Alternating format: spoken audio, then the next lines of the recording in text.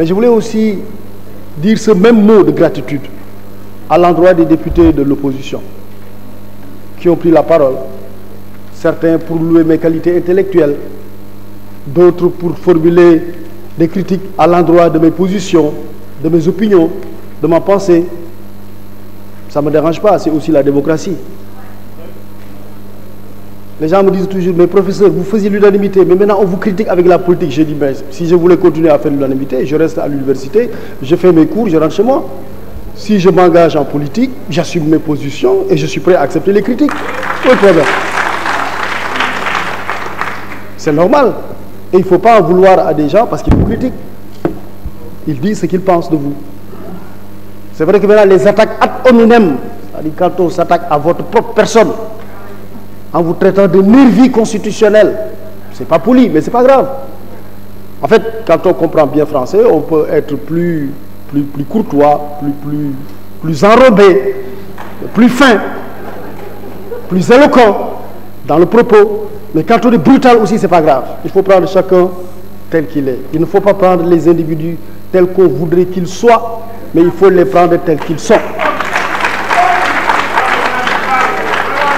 Donc vraiment, je voudrais vous remercier, tous ceux qui ont pris la parole tout à l'heure. Et j'ai trouvé l'ambiance de l'Assemblée nationale au début très joviale, très colorée, très polémique, comme l'ambiance doit l'être dans une Assemblée nationale.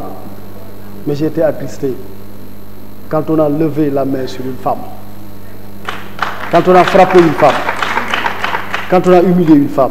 Là, j'étais attristé. Mais sinon, tout le reste, oui, bon tailleur constitutionnel, oui, etc. Non, ça, c'est pas grave, c'est la politique. La politique, il faut jouer à se faire peur un peu. La politique, il faut chercher à intimider l'adversaire, à l'impressionner. Ça participe de la bataille psychologique. Donc, il n'y avait pas de problème. Mais franchement, les coups rudes, avec des mains guéries, qui ont été portés à la femme, franchement, ça c'est... Franchement, je le connais.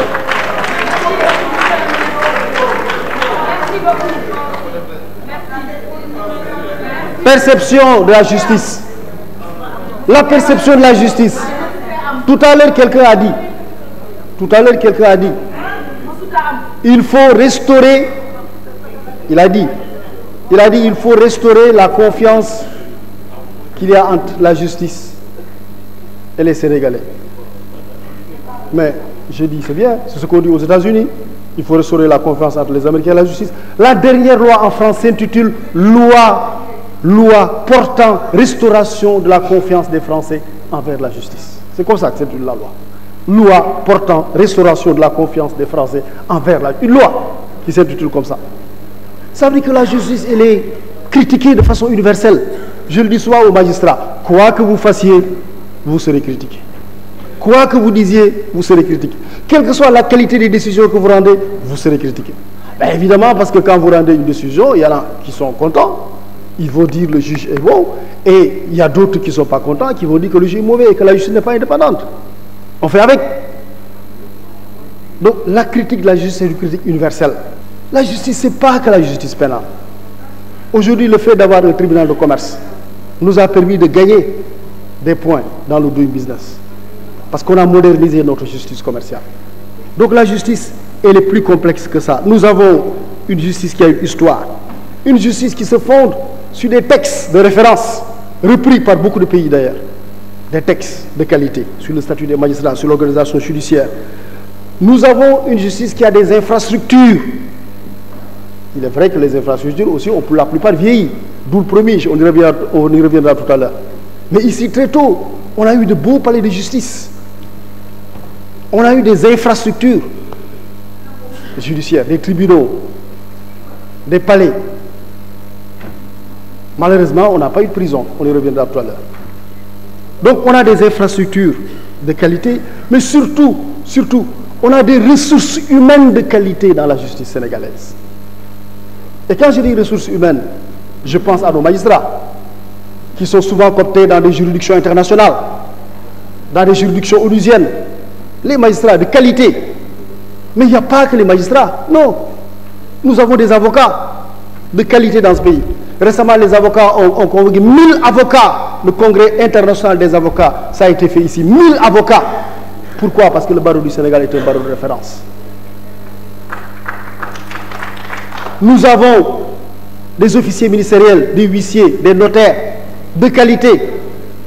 Récemment, quelqu'un m'a dit, Monsieur le ministre, je suis actuellement à Lomé, mais votre DACS a convaincu avec talent tous les pays de s'aligner sur le modèle sénégalais. La discussion portait sur l'âge de la retraite. Je vous félicite, Monsieur le DACS. Les ressources humaines, donc les greffiers, nous avons même des greffiers qui vont au plan international. Et un greffier, et je le remercie, je n'ai pas retenu son nom malheureusement, il a fait un brillant plaidoyer pour la cause des greffiers notamment. Mais il a raison, il y a un départ massif des greffiers, c'est vrai, mais parce qu'ils sont aussi de qualité. Parce qu'ils ne s'en va pas qui veut. Il y a des gens qui voudraient bien changer de travail, mais ils ne peuvent pas. Mais si les greffiers peuvent partir facilement, c'est que c'est des greffiers aussi de qualité. Bref, nous avons des ressources humaines de qualité dans le domaine de la justice. Et depuis longtemps, mais de façon plus accentuée, depuis que le président Macky Sall est arrivé au pouvoir, le maître mot de la justice, c'est la modernisation. Dès qu'un pays qui se dit état de droit, démocratie, respectueux de sa justice, consacre au moins 1% de son budget à la justice. 1% de son budget à la justice. Nous sommes bien au-delà, chez le ministre des Finances. Bien au-delà. Nous avons 80 milliards sur un budget qui fait un peu plus de 6 000 milliards. Bien au-delà. Ça veut dire donc que déjà, les pouvoirs publics, l'État, le président qui définit la politique de la nation, a du respect pour la justice. Et ce respect pour la justice, on le voit d'abord au niveau des infrastructures. Tout à l'heure, je le disais, nous avions des infrastructures de justice de qualité, les palais, les tribunaux, mais ils ont vieilli. Et c'est pour ça qu'aujourd'hui, il y a un programme qu'on appelle le PROMIJ pour la modernisation des infrastructures judiciaires. C'est 250 milliards. On doit réaliser les infrastructures sur 6 ans. Et le financement, c'est sur 10 ans. Avec une allocation annuelle de 25 milliards par année. Pour réaliser 69 infrastructures judiciaires. Mais attention, quand on dit infrastructures judiciaires, il y a les palais de justice qui comptent parfois des cours d'appel, des tribunaux, TGI ou tribunal d'instance, mais il y a aussi les prisons. Et là, le président Macky Sall a vaincu le signe indien. Pendant longtemps, c'était un peu notre tradition, notre culture. Ceux qui ont gouverné le Sénégal avaient fait l'option de ne pas construire de prison. Les prisons n'ont jamais été construites. Jamais. Même les prisons que nous avons actuellement, c'est des extensions. C'est des réhabilitations. Mais il n'y a pas de construction de nouvelles prisons. Souvent d'ailleurs, les infrastructures pénitentiaires que nous avons ne sont pas des infrastructures pénitentiaires. Elles avaient une destination initiale et on les a souvent reconditionnées en prison. Une des rares, c'est les prisons qui sont dans les grandes villes, Dakar, Saint-Louis, qui ont été construites notamment par les colons, les colonisateurs plutôt. Mais aujourd'hui, le président a fait l'option de construire des prisons. On a aussi des infrastructures pour l'éducation surveillée. Donc, aujourd'hui, quand on parle de la justice, la première chose, c'est quoi? C'est que nous avons une carte judiciaire qu'on est en train de réaliser et qui a une seule vocation. C'est rapprocher progressivement, parce que ce n'est pas facile de le faire du jour au lendemain, mais de rapprocher progressivement la justice des justiciables. Ce n'est pas simplement un aphorisme, ce n'est pas simplement une pétition de principe. Non, c'est quelque chose qui se fait de façon graduelle. Et je salue les députés qui ont tout à l'heure évoqué des cas illustratifs. Installation des tribunaux de grande instance. À Kédougou, les gens n'ont plus besoin de se déplacer pour aller à Tamba. Ils ont maintenant un TGI, un TI à Saraya, un TI à Salemata, une cour d'appel à Tamba, etc., etc. Donc, la volonté, c'est donc de réaliser progressivement la carte judiciaire. Et depuis 5 ans, la carte judiciaire est réalisée quasiment à plus de 70%. Et dans les 2 prochaines années, Inch'Allah, même dans l'année qui suit même, elle sera réalisée au moins à 95%. J'en profite pour répondre à mon concitoyen, l'honorable Souleymane Ndoye. Effectivement, Rufisque aura son tribunal de grande instance. Mais la justice, on ne peut pas se réveiller et construire tout d'un coup les infrastructures. Non. C'est pour ça qu'en attendant que les infrastructures se réalisent, et je vous assure, dans tous les pays, ça s'est fait comme ça. Dans tous les pays, on a utilisé des infrastructures de fortune en attendant de réaliser de vraies infrastructures judiciaires.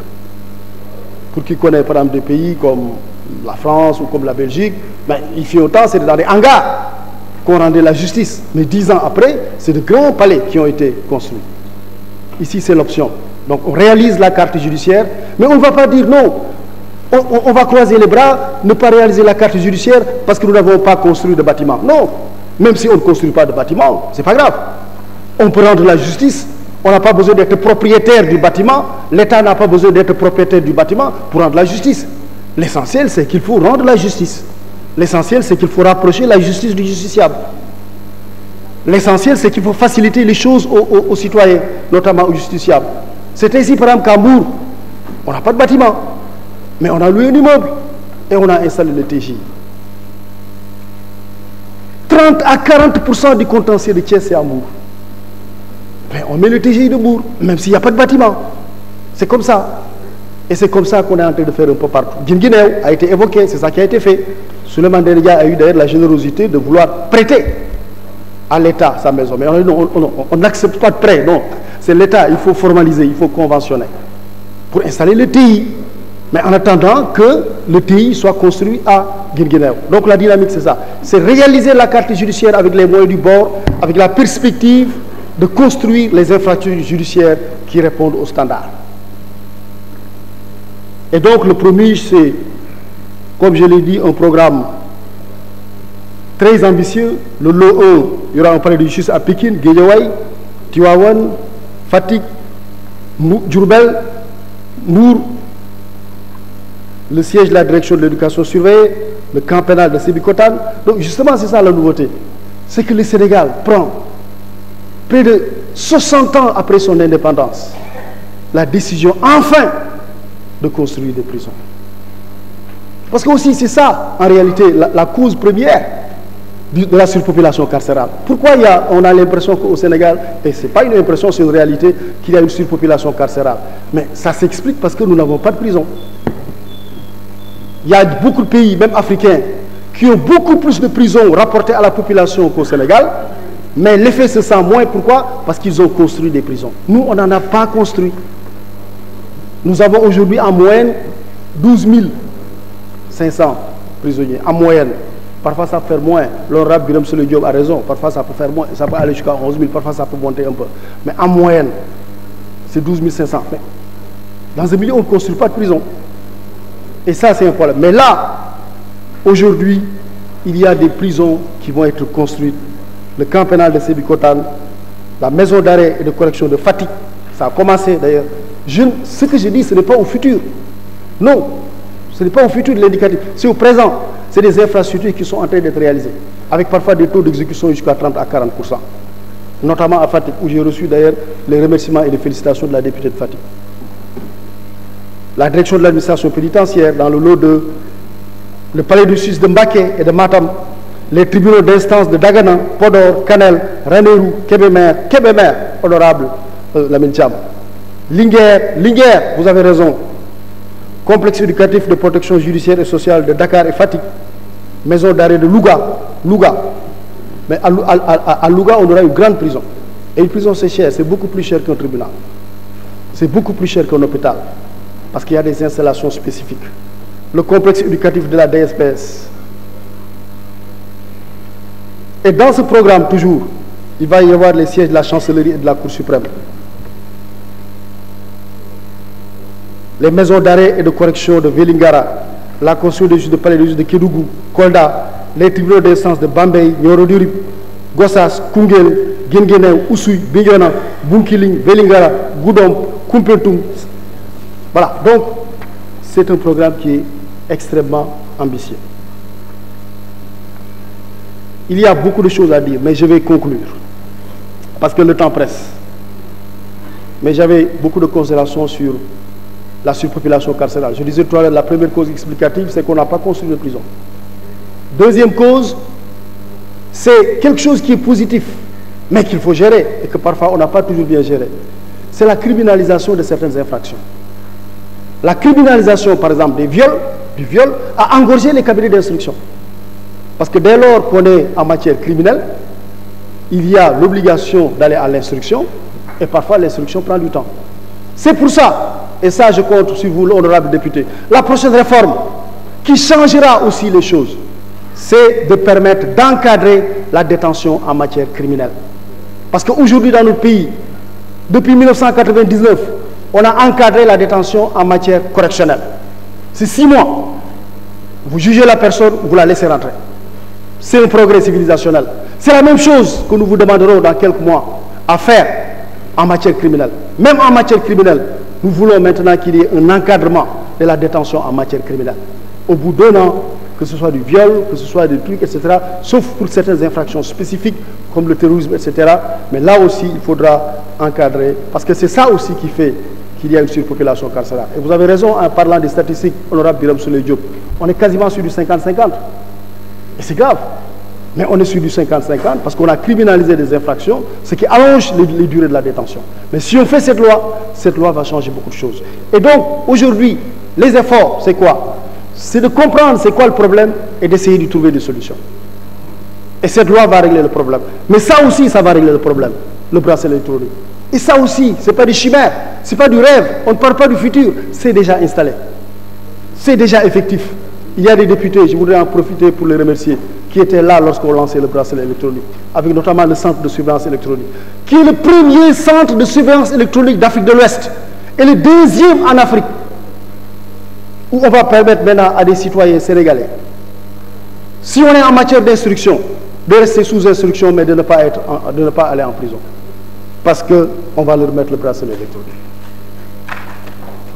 S'ils font l'objet de condamnation pour certaines infractions et certaines condamnations, ils sont éligibles au bracelet électronique. Et on pourra leur mettre le bracelet électronique. Ils vont rester chez eux, vaquer à leurs besoins, pouvoir travailler et rester avec leur famille. Le bracelet électronique, c'est ça qui va le permettre. Et ça, c'est du moderne. Donc quand on dit modernisation, ce n'est pas des mots. Ce n'est pas des mots creux. La modernisation là-dessus, c'est une réalité au Sénégal. 1000 bracelets électroniques, on va en acquérir encore 1000. Après expérimentation, on va voir. Mais je vous rassure, toutes les infractions ne sont pas éligibles au bracelet électronique. C'est bien encadré dans la loi. Je n'ai pas le temps, c'est pour ça que je ne peux pas revenir dans les détails. Mais je vous dirai juste quelque chose. Les cas de détournement de deniers publics ne sont pas concernés.